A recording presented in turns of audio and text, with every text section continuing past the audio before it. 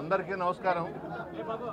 ముఖ్యమంత్రి శ్రీ వైఎస్ జగన్మోహన్ రెడ్డి గారి ఆశీర్వాదంతో, శ్రీ విజయసాయి రెడ్డి గారి ఆశీర్వాదంతో, మా పార్టీ నాయకులు కార్యకర్తల ఆశీర్వాదంతో, ప్రజల ఆశీర్వాదంతో, స్థానిక సంస్థల ప్రజాప్రతినిధుల ఆశీర్వాదంతో, పత్రికా విలేకరుల ఆశీర్వాదంతో ఈరోజు 11:04 నామినేషన్ వేశాను.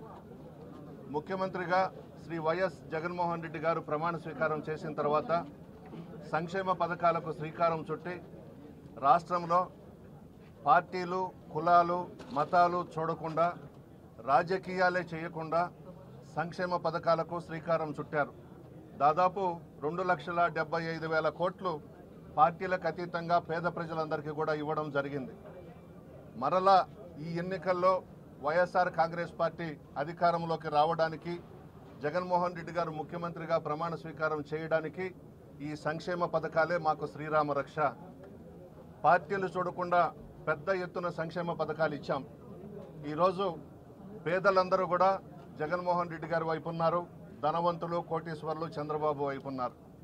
చంద్రబాబు నాయుడు, పవన్ కళ్యాణ్, బీజేపీ ఒక్కటైనా సింహం సింగల్గానే వస్తుంది. జగన్మోహన్ రెడ్డి గారు సింగల్గానే ప్రజల్లోకి వస్తున్నారు. ప్రజలందరూ కూడా పార్టీలకు అతీతంగా జగన్మోహన్ రెడ్డి గారిని ముఖ్యమంత్రిగా ఎంపిక చేసుకోవాలని చెప్పి డిసైడ్ అయిపోయినారు.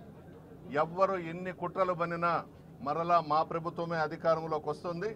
175కి 175 స్థానాల్లో మేము గెలవబోతా ఉన్నాం. 25కి 25 పార్లమెంటు స్థానాలు కూడా మేము గెలుచుకోబోతున్నాం. పేద ప్రజలందరూ ఈరోజు పార్టీలకు అతీతంగా బ్రహ్మరథం పడతా ఉన్నారు.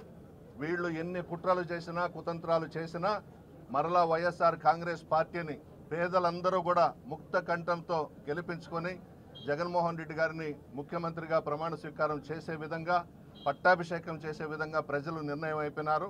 ఈ పవన్ కళ్యాణ్ కానీ, చంద్రబాబు కానీ, బీజేపీ కానీ ఎవ్వరూ కూడా ఏమీ చేయలేరు. పేద ప్రజల ఆశీర్వాదం జగన్మోహన్ రెడ్డి గారికి ఉంది. Thank you. Please subscribe .news.